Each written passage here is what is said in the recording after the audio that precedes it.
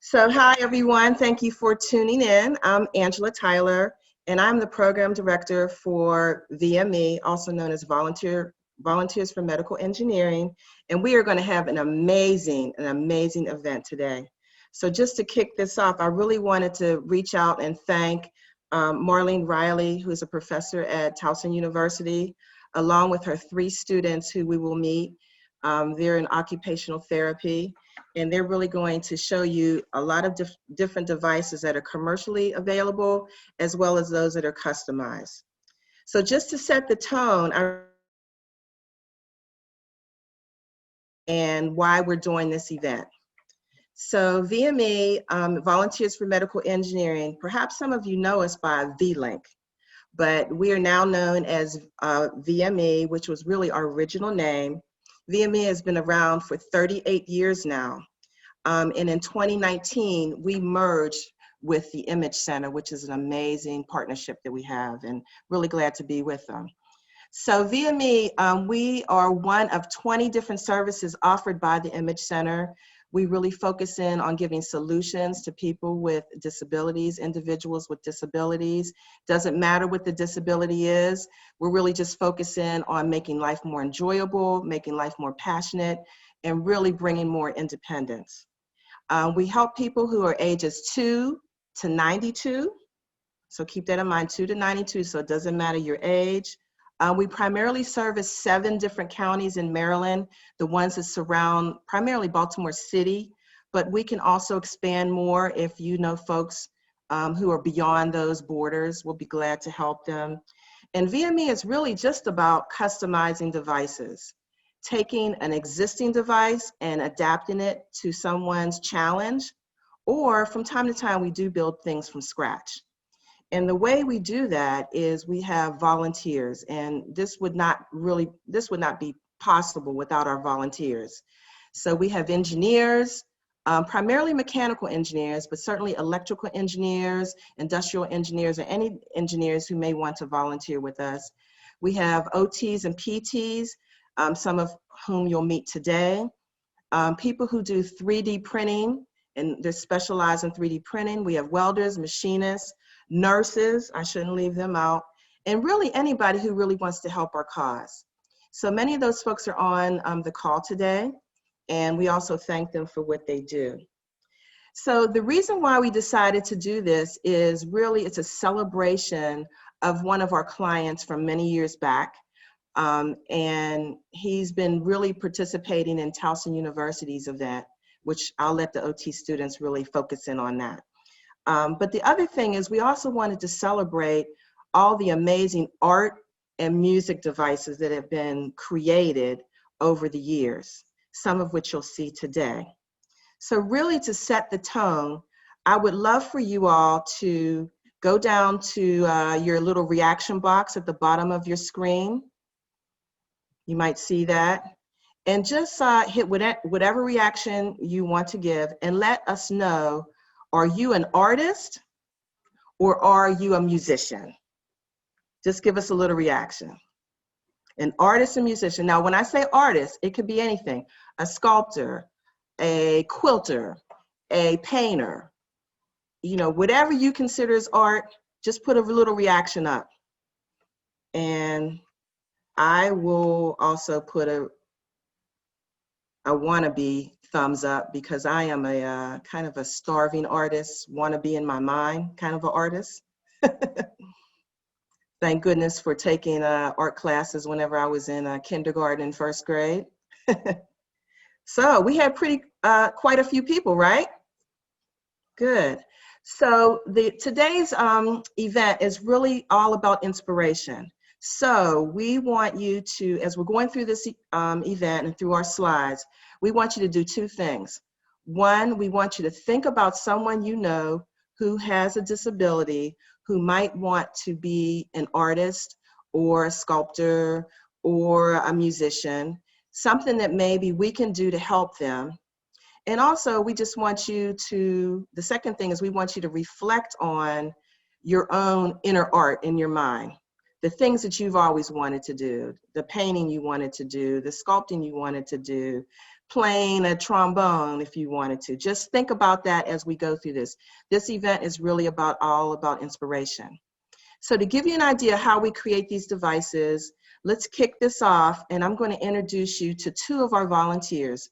The first one is Paul Oxenberg. He's one of our engineers, a mechanical engineer, a retired mechanical engineer. And with that, Paul, the floor is yours.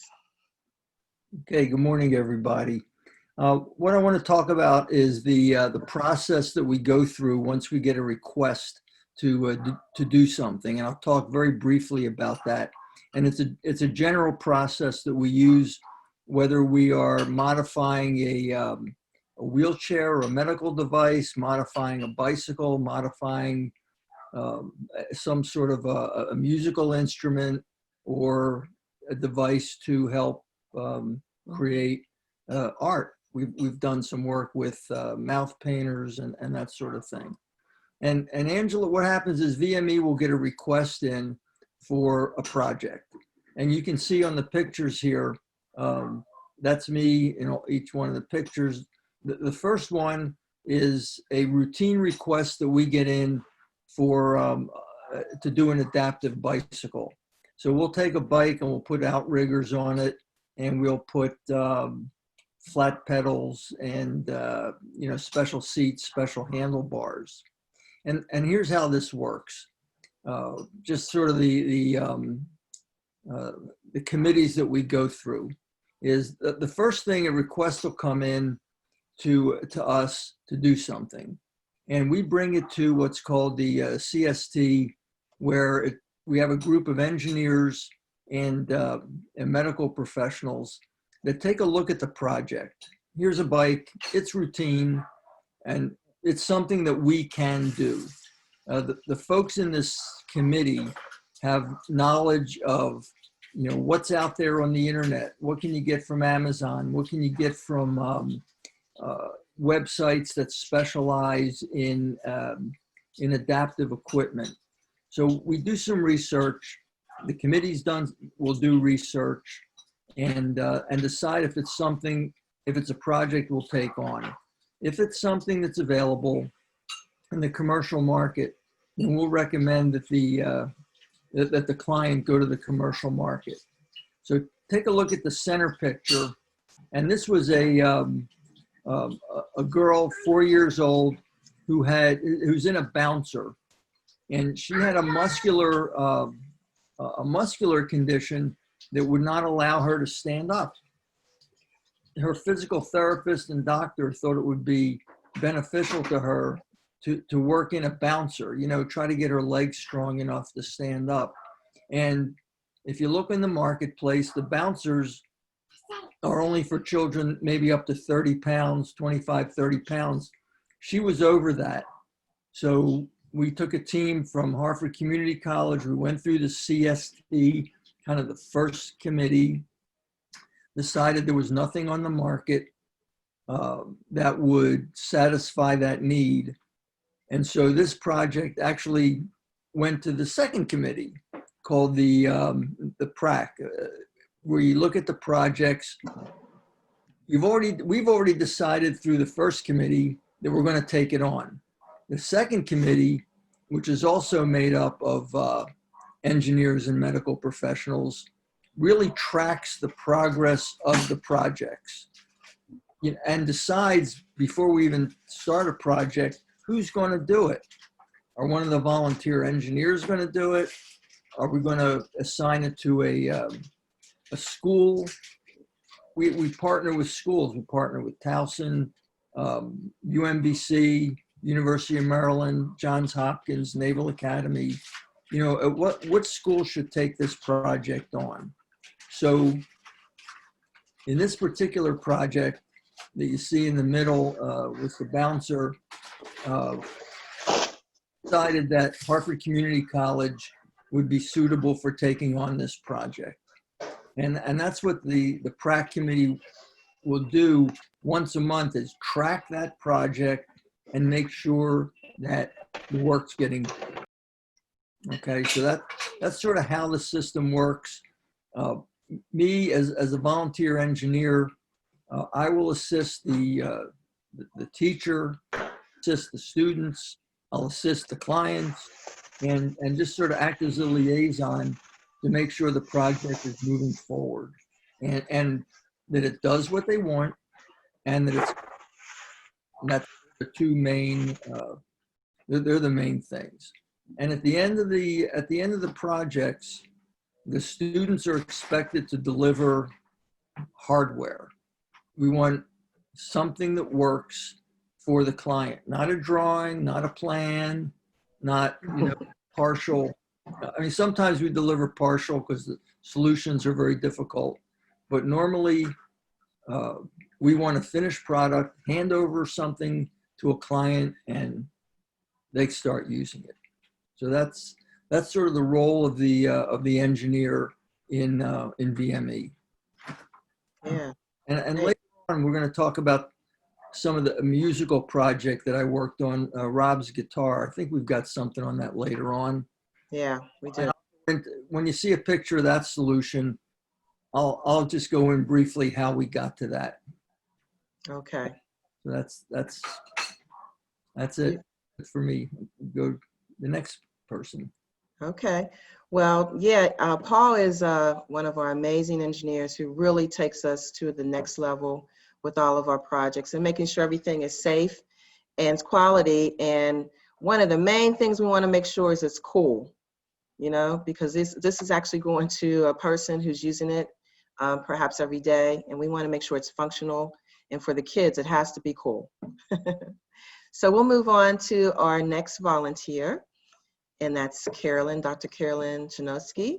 She is one of our physical therapists, and she really brings an interesting perspective because we are creating projects for people with different challenges. So we want to make sure that whatever we create matches up with whatever their challenges may be. So Carolyn, if you're here, the floor is yours.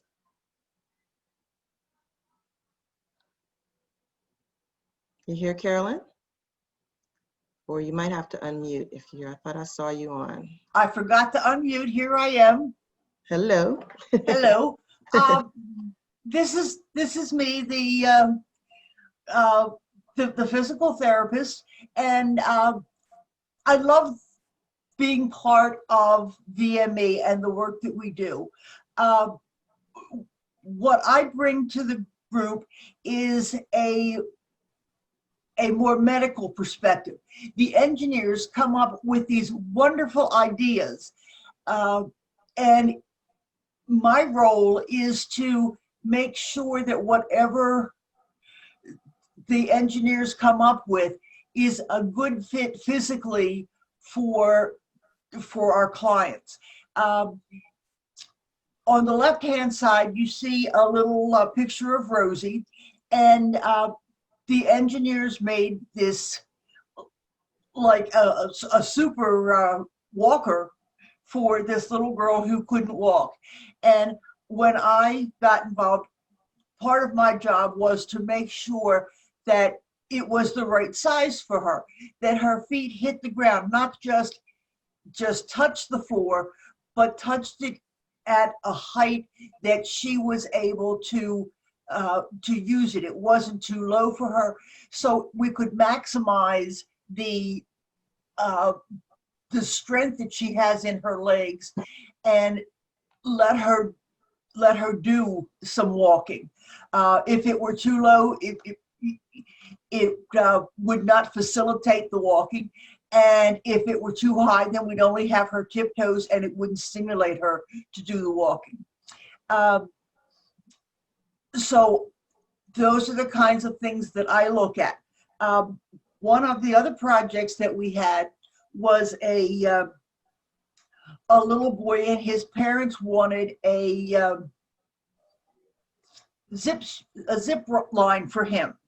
And he was as cute as he could be, and he was about 7 or 8 years old, but he didn't have head control. Well, while the engineers could make a zip line for him, it wasn't in their bailiwick to consider that this child didn't have head control. If they just put him on a regular swing and gave him a shove, the little boy's head would have been all over the place, which was not good for him. So my part of it was to come in and say, you need to also consider that you have to control his head, that you can't let his head be flopping this way and that. And, once I pointed that out to them, they said, okay, that's not a problem to do. But as an engineer, they hadn't even considered that. They were just thinking of the swing. And so my part was to come in and say, okay, well, here's the swing. It's a great idea, but we have to consider that he has needs besides just being on this zip line. And so that's one of the things that I work on. And then we did a basketball hoop for a little guy. And the students at UMBC figured out a way to put a strap around his middle to support him. Well, putting the strap around the middle was great, but if they put it too high, he couldn't reach over to get the ball. And if they put it too low, then it wouldn't give him the support he needed. So my input was saying, okay, well, if we put it right at his hip line, or right at the joint line of his hips, he can still bend his hips to bend over and pick up the ball, and it still gives him the support to stand and to participate. So that's kind of the role that I play, is to make sure that these wonderful things that the engineers make match the needs of the body that's going to be using it. So, and it's wonderful fun. I love doing this. I get such a reward from seeing what we make, but I also get such a reward from working with the engineering students to see what kind of projects that they're going to come up with. So it's wonderful fun. I love it. I'm so glad I got involved with this group. That's it. Thanks for being here. Okay. Well, no, we appreciate that, Carolyn. And that the thing about VME is we try to make this fun. I mean, after all, these are volunteers.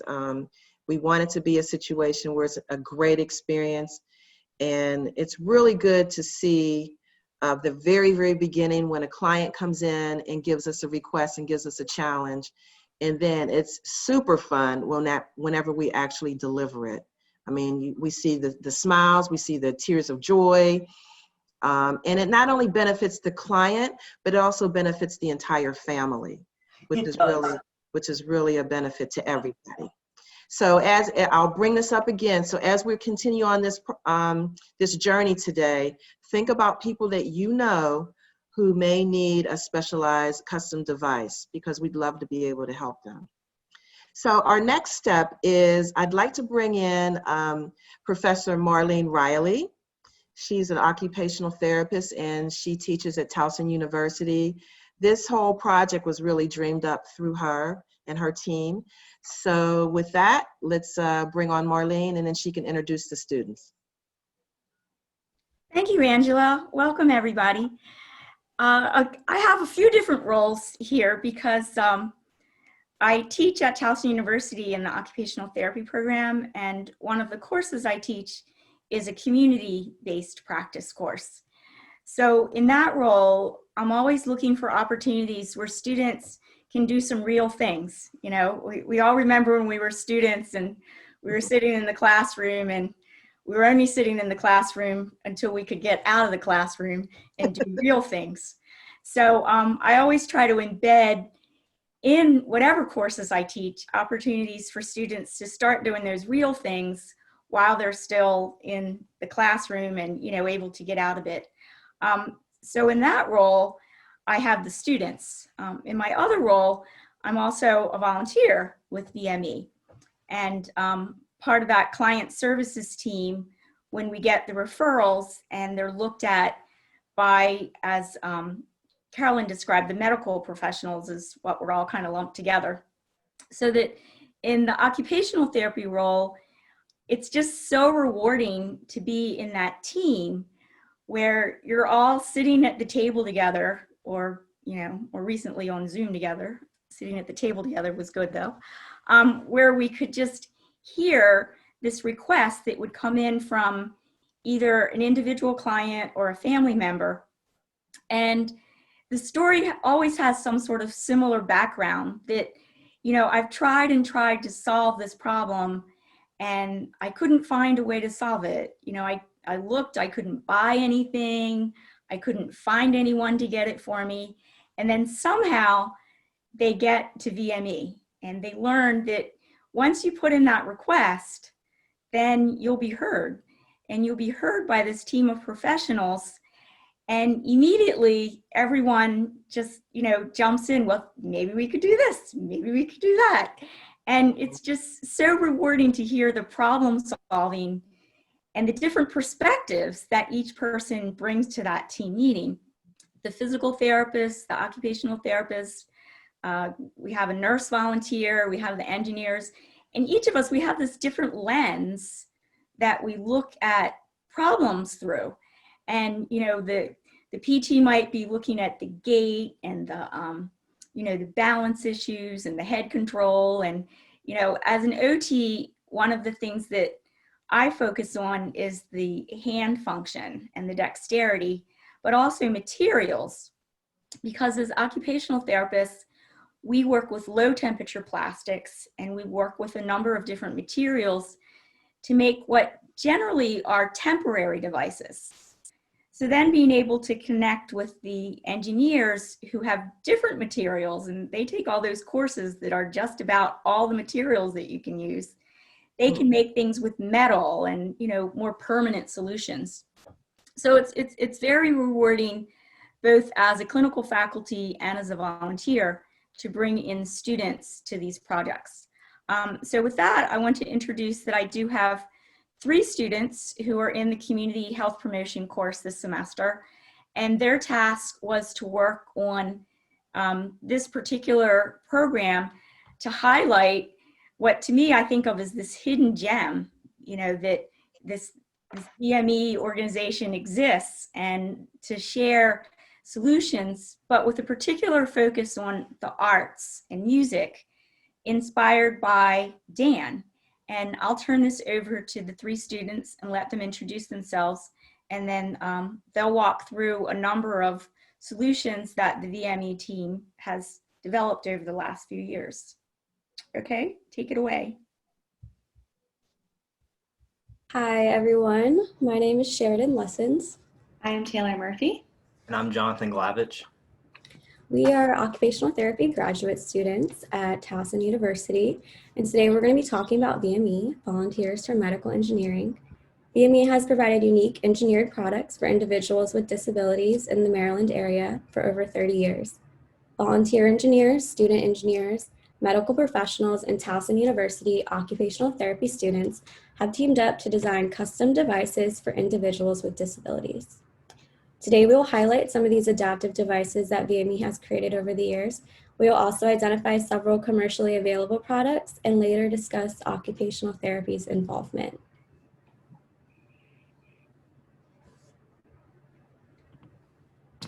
So first, we will discuss some of the projects VME has designed related to the arts. We wanted to begin by highlighting VME's role in creating Dan Keplinger's original paintbrush funnel helmet. This year marks the 20th anniversary of the King Gimp documentary, which follows Dan in his life from the age of 12 through his graduation at Towson University. This current event is centered around a larger series of events related to the King Gimp exhibit, which showcases Dan's artwork and his story of becoming an artist. Dan wears a headpiece that he uses for painting, which he refers to as a crown. The base of this crown was created by an occupational therapist and is made of low-temp thermoplastic. Dan has always had a passion for art, and in 2001 requested a way to modify his original headpiece, brush holder. This is when VME engineer Joe Marsala adapted his original headset by adding an additional customized attachment with a paintbrush funnel holder to better assist Dan in creating his art. So these photos displayed on the slide are of the original design with the paintbrush funnel modification. And Sheridan, may I add that we're in the process of working with Dan and his wife. He's requested to get a new art stick, and we're thinking about doing it through 3D printing. Okay. Mhm.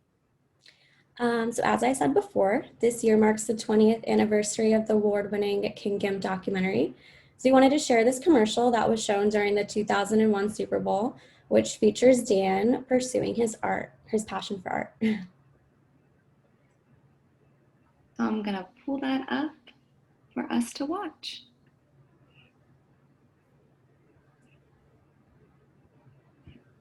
Just give us 1 second.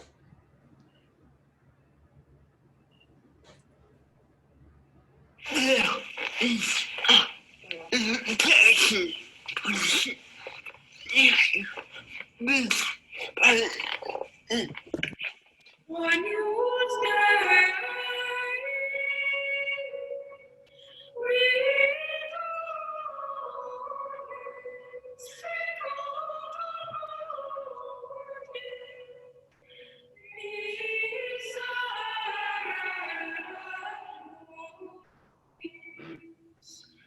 when you stay, we only speak of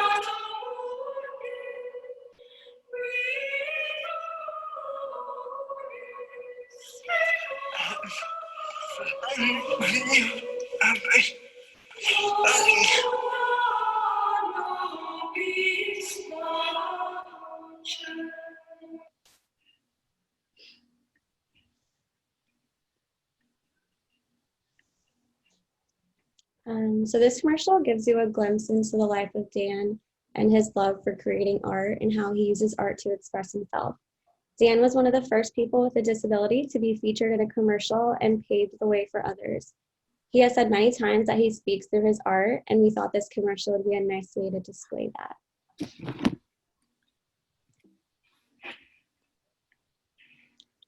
Dan's art exhibit remains on display at the Towson Center Mall through October 20th on the 4th floor Nordstrom Wing. There's a QR code to scan and accessible website to hear a narrative description of the artwork that's on display. And a link to this description is displayed on the slide and will be available in the chat box.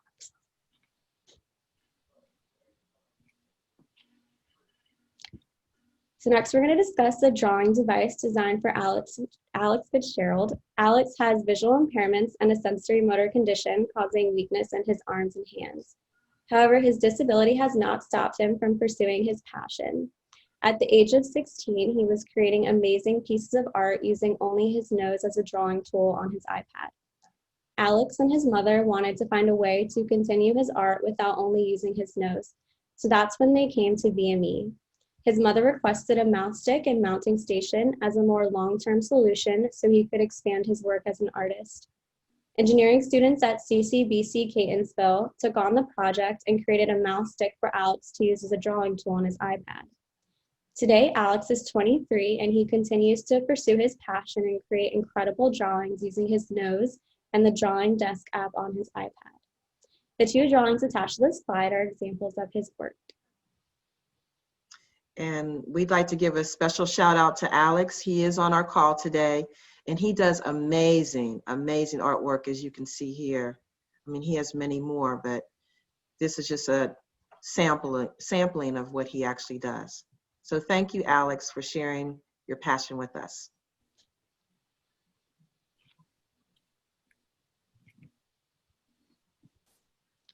Next, we're going to discuss an adaptive device that was designed for Chuck to help with his hobby of sculpting.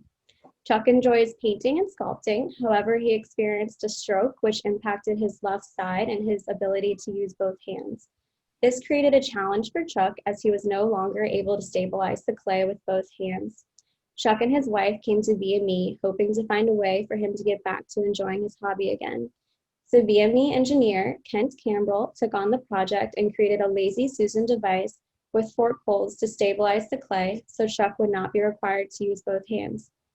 Kent created the device specialized for Chuck's arm reach and hand capabilities. This helped Chuck get back to his passion of sculpting and enjoying life more. The photos on the slide are of Chuck sculpting clay while using the device. As you can see, the metal pieces are stabilizing the clay as Chuck works on the sculpture, and the Lazy Susan device allows him to rotate it as needed.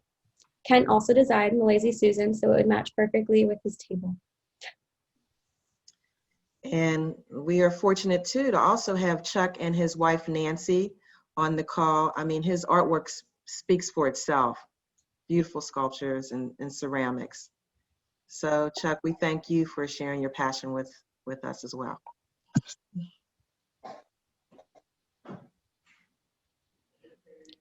This next slide shows some examples of commercially available products to assist with participation in the arts. There are adaptive and easy grip paintbrushes, which are shown in the first photo on the left. These allow for easy grip for individuals who may have limited hand dexterity. There are also adaptive and easy grip drawing tools, and there is an example of this product displayed in the second photo. This drawing tool will help increase control and reduce pain and cramping in the hand. There are also adaptive easy grip scissors, which automatically reopen as the grip is released. These scissors could be helpful for someone with weak hands or wrists, or someone with swollen or painful joints. The last photo is of adaptive egg-handled paintbrushes, which promote an easier grip. So these are only a few of the many commercially available products related to the arts. There are many more that can be found. So next we're going to go into VME and how they've worked with individuals to help them complete activities of daily living, or ADLs. In occupational therapy, we refer to these as activities that are oriented towards taking care of one's own body. These activities can include things such as dressing, bathing, personal hygiene, and grooming. This includes applying cosmetics and brushing your teeth, which leads me to our next product and project. So a commercially available product available for applying makeup is by a brand called Grace Beauty. It's a cosmetic company with the goal of making makeup more accessible for people with disabilities such as arthritis or cerebral palsy. Their products include built-up handles, more slip-resistant attachments, and the ring attachment for better stability. All of these attachments are made from a rubber-like material to fit a large range of mascaras and other cosmetics. While commercially available products are a great option, sometimes they do not meet the unique needs of each individual, such as Rhonda. Rhonda is a woman on the go. Despite her challenges with rheumatoid arthritis, she came to VME with the goals of wanting to be able to brush her teeth and put on her lipstick so she can go on dates with her boyfriend. After collaborating with engineering students at UMBC, she was able to use a 3D printed 4-prong device to hold her toothbrush as well as her lipstick. She was able to insert either the toothbrush or the lipstick into the device, and it'll close around the object, and it's even reinforced with magnetics to increase stability. Not only is the device diverse in its role, but it's also fully customized to Rhonda. It has been contoured to fit her hand and even comes with its own carrying case. The carrying case is also customized to Rhonda's wheelchair, so she's able to easily swing it around the back of her chair and access the device while she is on the go. Not only is this product wonderful for Rhonda, but the UMBC engineering students that helped her also enjoyed the process and had a lot of fun. Yeah, and this is an amazing project, because what girl doesn't want to be on the go and look beautiful? So we want to give a special shout out to the engineers. I think a couple of them are on the call, to Shannon Clancy, Juliet Schick, and Rebecca Kemsky. Thank you. So now we'll be discussing VME and leisure activities. The art of playing the guitar. So this is Rob. Rob is a guitarist, an artist, loves rock and roll, and is a community activist. Rob was in a car accident in which he sustained a C4 spinal cord injury that left him with no use of his legs and some use of his arms and hands. Despite the injury, Rob is still able to do so much. Two of Rob's main hobbies are drawing and playing the guitar. Rob uses a mouse stick for drawing. In terms of playing the guitar, a team of engineers create a specialized device for him from a laptop to support the weight of the guitar. This is composed of a laptop desk with a cushion underneath to hold the base of the guitar. In addition to this, 3D printing has been used for Rob to keep strings in line, which allows him to play chords on the guitar. Rob also has a sit-to-stand device. These modifications are made because Rob's passion is to independently participate in music and art, which he is now currently able to do. Another passion that Rob has is that Rob is a community activist. Every year, Rob travels to Annapolis to advocate for people with disabilities. Good. Paul, do you want to chime in and share a little bit about this project? Just very briefly, this was the most frustrating and rewarding project I've ever done. We just could not figure out how to get him to, I was on this from the first visit, and it was really tough to figure out how to get him to play. And so, the first solutions were giving him some sort of his jelly bean button thing and a mechanical device that ran across the neck of the guitar and where he could pick out notes. And there were 2 project teams from UMBC that worked on this and couldn't complete it. The other difficulty, because Rob didn't have the dexterity to do that. The other difficulty was, how do you hold the guitar? And first thing was making a big stand that he could wheel his wheelchair up to. That didn't work. And so we've got a third team, and I said, look, let's simplify this. Let's try, forget about single notes. I'm a guitar player. And I said, we're going to take the Keith Richards approach, and we're going to, any of the musicians will understand, we'll tune his guitar to open G, and he will be able to bar chord. We'll figure out a way where he can strum it, give him a G chord, and then somehow use that device that has the, where the two bars are running across the neck. So he can bar the chords all the way up the neck, and he can play any chord, but he won't be able to really do individual notes, maybe later. And that's what they did. And it was a great solution, and it worked. So I'm real proud of that, but it took a couple of years to get there. Very tough project. Hey, Jonathan, thank you. Go ahead. So the art of playing an acoustic guitar. So this project was developed by John Hopkins' team, and it's called the Peabody Institute Guitar Stand. And this was designed for musicians with Parkinson's. The idea for this project really began when some of these musicians were taking guitar lessons at the Towson Peabody Institute. Some of the musicians were having difficulty finding ways to stabilize the guitar. The Johns Hopkins students took on this challenge and created a device designed for people with Parkinson's at different stages. This is possible because the stand that they developed is adjustable and has a harness attached to it. As many guitarists might know, a guitar is a delicate instrument, and playing the guitar requires a lot of stability. Even individuals with mild Parkinson's can really benefit from these modifications, given the demands of the instrument. This project was specifically designed to focus on stability and support of the guitar, because this is a critical component for playing this instrument. Being able to participate in arts and music is important for people and can make someone who they are. Yeah, and this project is underway right now. And we want to give a special shout out to the students. There's been a couple of teams of students working on this over at Johns Hopkins, and they're part of a national society called the American Society of Mechanical Engineers, and they have a chapter on Johns Hopkins campus. So a special shout out to them. The art of building Legos. In collaboration with Independence Now, VME hosted a Zoom STEM workshop during the annual Youth Leadership Forum this summer. This was mainly to target individuals that were interested in engineering, because we believe that Legos is the origin of engineering and is a great stepping block for this. Teens with disabilities were challenged to make cell phone docking stations from Legos. They also received a brief introduction to engineering. The workshop was led by 2 recent UMBC engineering graduates now working in the industry. The workshop consisted of watching videos on how Legos are made and its relationship to engineering.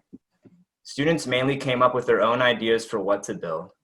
One interesting thing that was built by some of the students was an elaborate calculator stand. Yeah, and let's give a special notation and shout out to Independence Now, which is another Independence center here in Maryland. Every year they host a conference for teens with disabilities, where they give them a 3-day comprehensive learning experience, not only to learn STEM, but also how to carry themselves as they become adults, learning how to do their resumes and things of that sort. So this was a really, really fun experience. And every year, VME, we enlist 2 of our recent student graduates to help us out on this project. So this was a fun project with Legos. Commercially available products for participating in leisure activities. So our team found commercially available products for adaptive instruments and devices that we found would be helpful for people with disabilities. So the first adaptive device is called the X-Fret, which is on the top right and is placed on the neck of the guitar over the first 3 frets. How this works is that you would place the device on top of the strings, and instead of having to string the chords, you would just have to press the buttons. This device is great for people who are trying to find ways to adapt playing the guitar due to finger pain, string buzzing, or unable to flex their fingers to reach the chords. The instrument on the far right is the Towson guitar support, and it's another adaptive device used for guitarists, and it's made from high quality, lightweight aluminum. The bottom of the guitar has cellular rubber, which gives support for the thigh. This is great for people that need to play their guitar in different positions, particularly individuals in a wheelchair, and it permits very short and very tall players to play. So on the bottom right is the PK4 therapy drum mallet. It was created by American Drum, and these mallets have been designed by music therapists for adults and children. Mallets come without grips, making them very flexible and designed to fit most children and adults. This unique cuff is made from natural gum rubber, which provides a comfortable, non-slipping feeling when properly fastened on the hand or on the wrist. So again, this can be used for people with an array of disabilities. The next adaptive instrument is the picture directly to the right, and it's called the melodica. It is like a harmonica and a piano put together. You blow air through the tube and press keys on the piano. Numbers are placed on the keys that are used, such like in beginning band classes. So it's actually really good for individuals with disabilities, and if you're trying to teach an adolescent or adult to learn a new instrument. And then the next instrument, which is on the far right, is called the Nordiff Robbins reed horn. So this could be used for an individual that does not have the ability to play the trumpet due to disability or injury to the hands, fingers, or wrists. So you can actually place the pitch reed on what you want the pitch of the horn to be before you actually play it. So it's easy to blow and there are no fingers to work with. And then the last instrument on the bottom left is called the desk handbells. And this instrument works well for individuals that have CP or some problems with gripping the actual bell. And you know, these bells are unique because you can ring them or press them down to get the different tones for each bell, instead of having to pick them up and actually doing the ringing motion.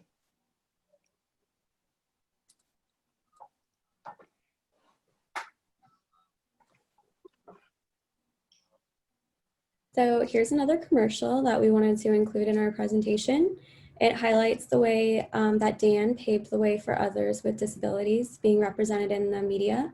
This was also a commercial that was displayed in the Super Bowl, which means it gained a lot of exposure. It features an adaptive Xbox controller to include users of all abilities in playing video games. A lot of you guys are probably familiar with this commercial, but we wanted to show it.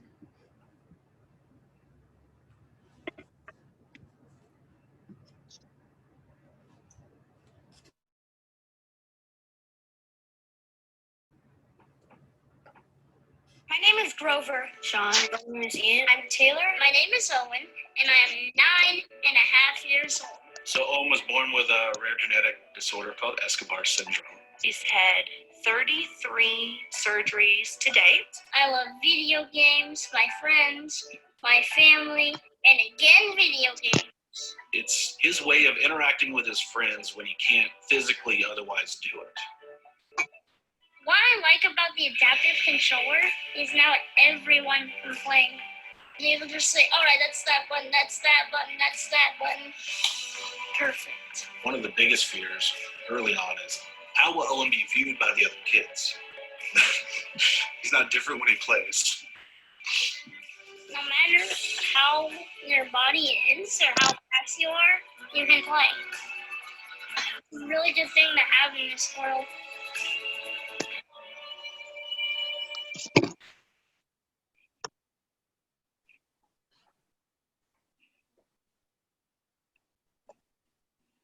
Okay.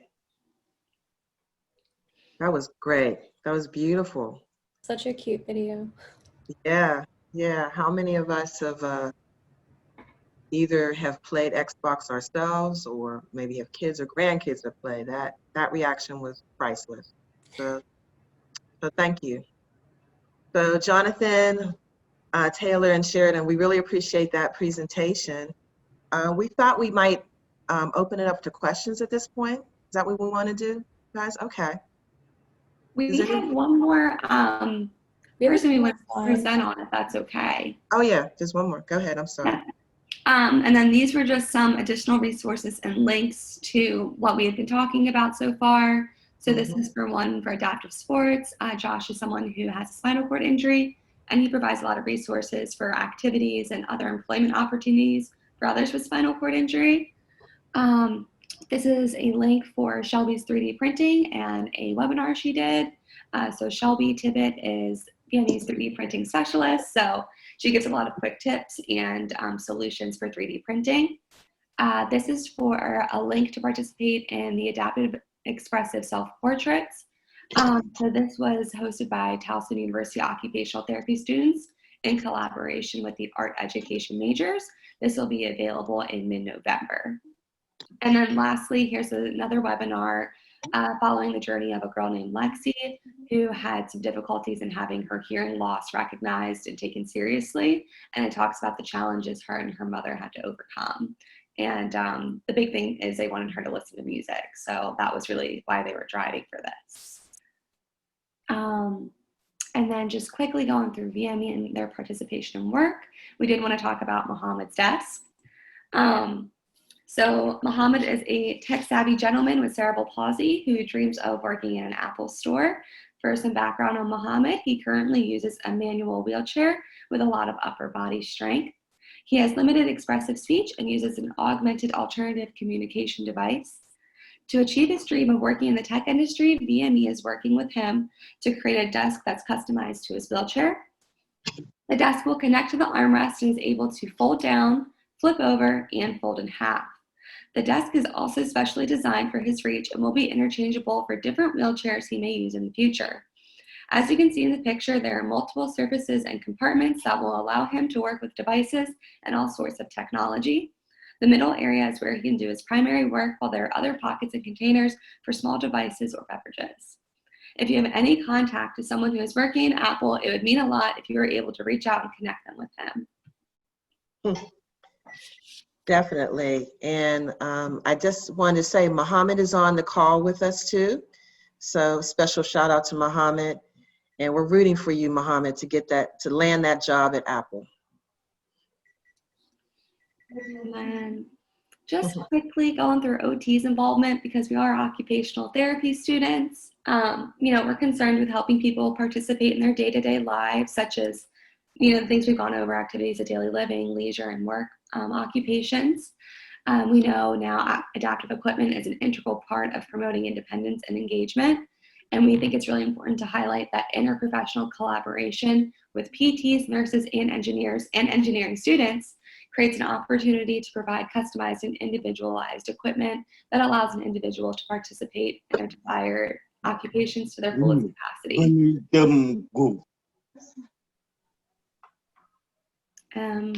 Hi, Mohammed. Oh, yeah, go on, Mohammed.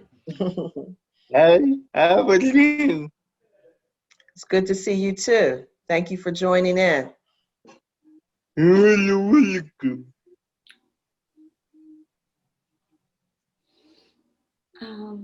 And then just a small little quote to have in your mind. Man, through the use of his hands, as they are energized by mind and will, can influence the state of his own health, as you see throughout the presentation. And then finally, here's just VME's contact information in case you guys want to reach out with any questions or concerns. And we want to thank you guys for listening to our presentation today. We really appreciate you taking the time. Well, I can't say it enough. Jonathan, Taylor, and Sheridan, thank you so much for helping out, and kudos to Marlene Riley for, bringing them in, getting this together for us. I guess right now we wanted to open it up for questions. Jonathan and Taylor and Sheridan. Yes. If you want to unmute yourselves and just ask a question, or maybe you can put it in chat box. Angela, I think, didn't we have the Morgan students one? Could they share their video next? Okay, we can do that next. And then we can wrap up with questions because we want to make sure that we have time for their share their Okay. project they've been working on. You're right. Okay. So let me introduce you to two of the students. They're from Morgan State University. And we reached out to Morgan and want to give a special shout out to their instructor, Dr. Gregory Wilkins. We reached out to Morgan because we had a project where we wanted to take a stationary bike, include some music to it, and adapt it for people with disabilities, because we all want to exercise in one way or another. So we have two students with us, Terrell, and we also have William. I'll let them introduce themselves, and I'll turn it over to them. Thank you, Ms. Tyler.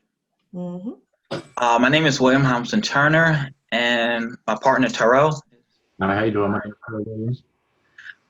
And like Ms. Tyler said, we was given a project to use a music box for a stationary box. Sorry.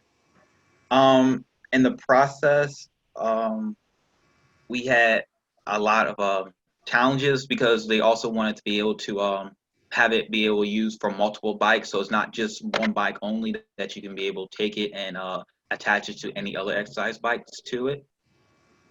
Yes, so when we were given this project idea, it was originally for a senior design class because we are both graduating seniors at Morgan State this semester. So the senior design class is a two-part capstone class, where in the first part of the class, students would select a project advisor and come up with a idea that they would then develop and cultivate for a presentation throughout the year. So we are, kind of getting ready to near the end of that phase, as some of our ideas are beginning to come to fruition with this project, and we're excited to show that to you guys today. So right now we'll show you the video of the project that we have done, showing operating, working. Yeah, so I could just get control so I can share my screen. I'd be more than happy to share the video with you guys.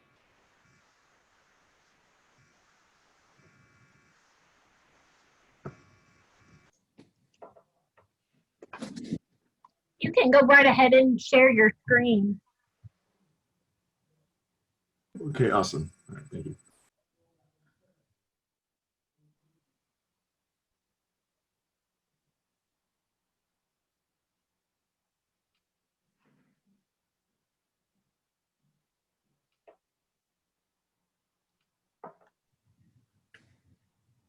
In your options, if you hit share computer sounds, we'll be able to hear it as well.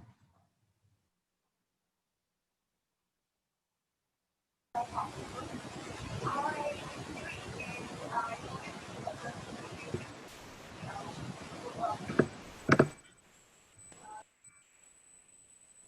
my name is William Humphrey Turner. My name is Terrell Williams. And our project was making an exercise bike with a sensor added to it for music. So our original project, we wanted to create a device that was able to trigger based on movement on the user of the bike. So in doing so, we used a passive infrared sensor to attach to the bike. So once the user starts pedaling on the bike, the infrared sensor will sense the movement in the pedals and preset those songs for them to trigger.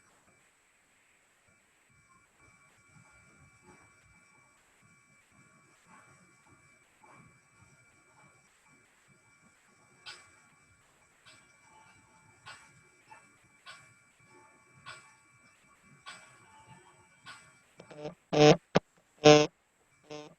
building this, we used a Raspberry Pi 3 Model B as the base source to upload the code so it can operate the passive infrared sensor. In doing so, we was able to enact another feature will automatically have the user be able to turn off the device completely so they're not used, but when they're ready to use it, they'll be able to turn it on, and it will go through the process of picking up people's motion. Future work on the system will include adding safety features to the bike so that users with disabilities can feel more safe while they're using the system.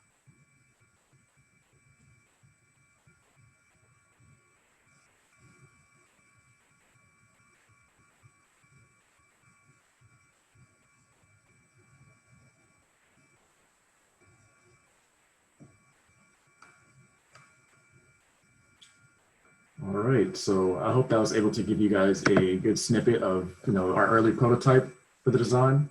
So there you were able to see the Raspberry Pi also housed in a system with the sensor that was able to capture the motion of the user as they pedal, as well as the bike apparatus itself. All right. That was awesome, Terrell and William. Thank you so much. And this is really a good example of how we had electrical engineers help us on this particular project. So again, we also want to give thanks to Terrell and William, also to Dr. Gregory Wilkins, and to Neil Leon, who is a mechanical engineer over at Hopkins.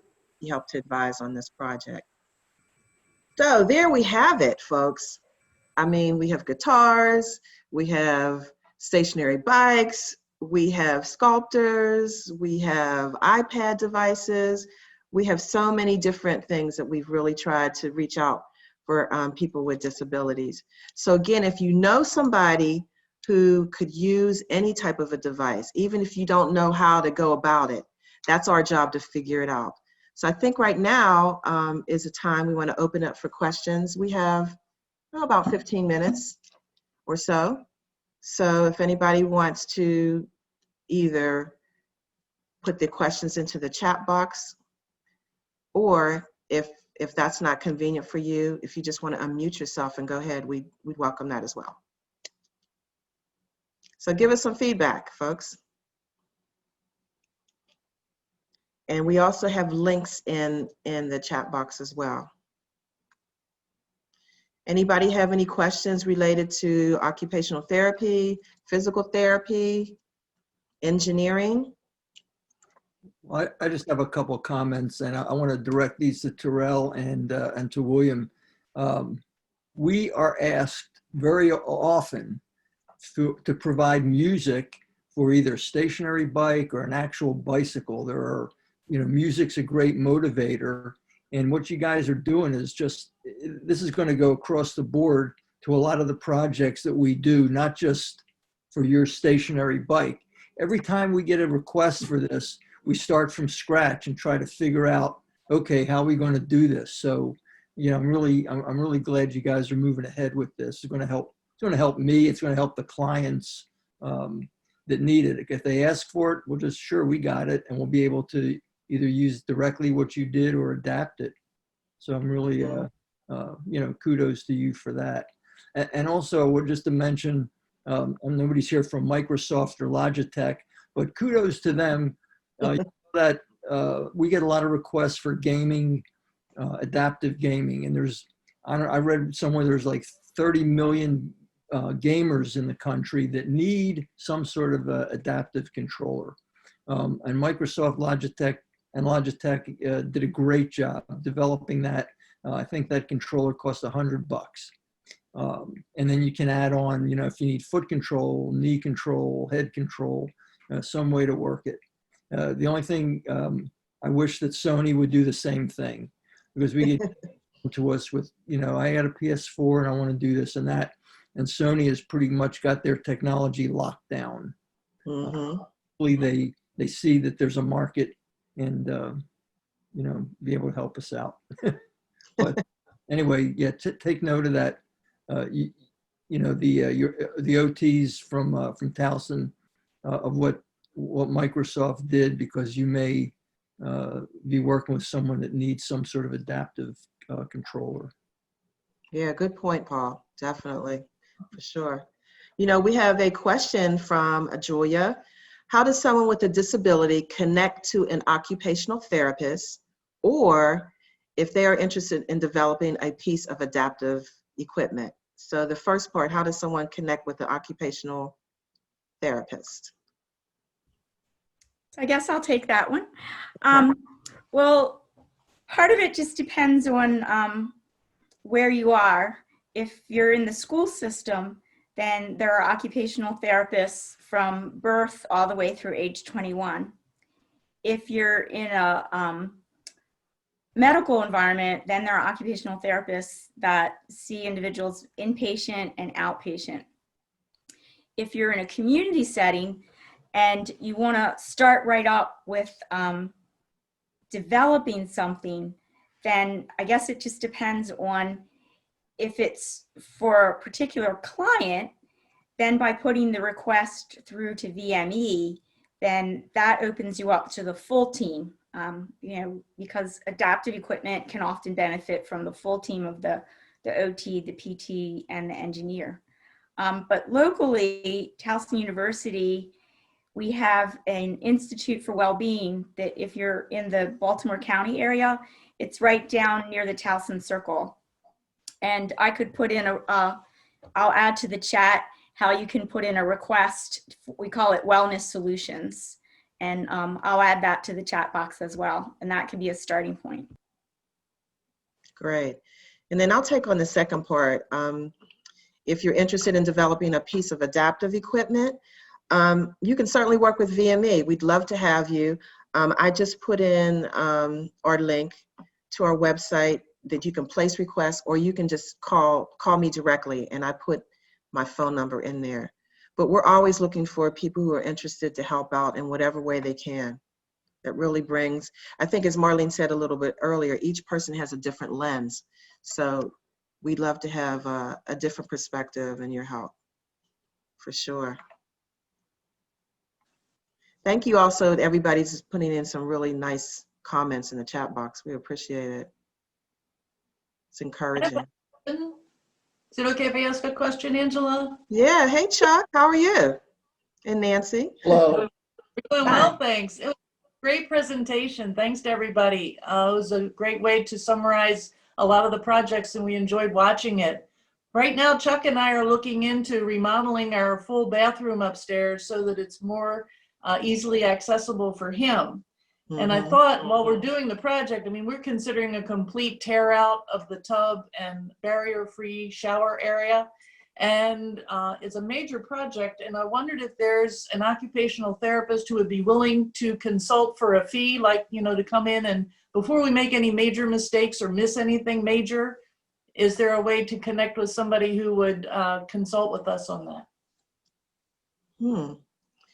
Well, I think there's two ways that we can do it. One is I'll call you and see, exactly what you're looking for. I can give you a call because there might be some things that we can do through VME. Typically through VME, we don't directly do remodeling, but we might be able to do some devices within the bathroom that might be helpful. And I can call about the occupational therapy side of it. Does anybody have any other thoughts they wanted to add? Yes, also Nancy and Chuck, if you wanted to put in your request to the Wellness Solutions request form, I just typed that in the chat. That can be a starting point because then we can connect you. There are a number of occupational therapists who do home assessments and are either certified aging in place specialists or, work with remodelers sometimes as a team. But we could be a starting point for you. Also, Baltimore County Department of Aging now has an occupational therapist on their staff. And we've been working with her trying to do some creative Zoom home assessment visits as an option as well. So again, I can be a starting point to get you connected with an OT that does that. I don't know if Kathy Subasic, I think, is on this call. Do you have anything else you want to add? You left our state, but did you have anything else you wanted to suggest?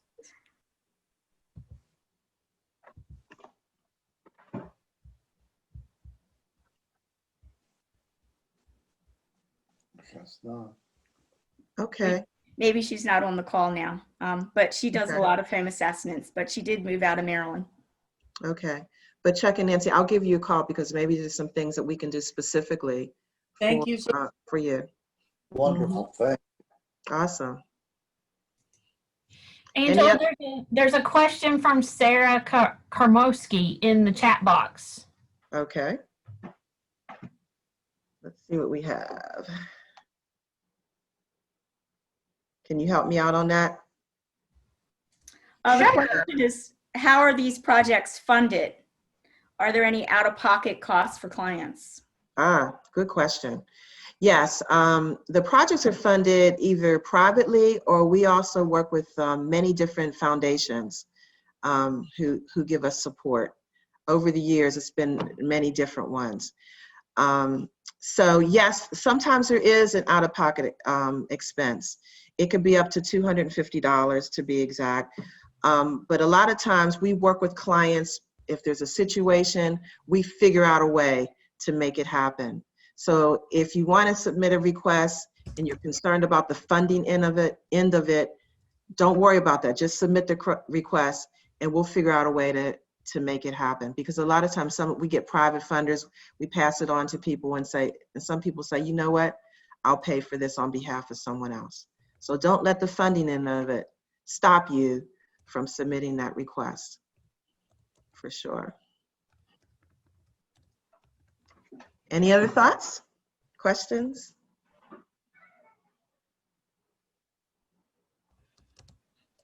Okay, we got a couple more minutes. Well, I tell you what, why don't we wrap it up, and I'll stay on in case people have other questions. But I just wanted to thank all of you sincerely for being part of this art and music display. I mean, somehow, some way, we all have a little bit of art and a little bit of music inside of us, and we just want to be able to share that passion with others. Again, if you know somebody who has a disability, who needs something special, please reach out to us. It's in the chat box. This will be on YouTube, so if you, we'll actually send out that link to you after we edit it and put it all together, but we do have a YouTube channel. Hey, Angela. Mm-hmm. Hey, Bong. Hey, so this is Bong. I actually work for Maryland Department of Disabilities, and I'm actually a former board member of the Image Center. Right. So I just wanted to say, as far as all the OTs on here, and Marlene, that you guys are doing a great job. And even though I don't look as old as I am, it's great to see that there are a lot of young people who want to, help the disability community and elderly community as well. So I just wanted to say kudos to all of you guys. Yeah, Bon, good point. And this is coming from a person with a disability. I have extreme limitations with my hands and wrist and legs, and I am in a wheelchair.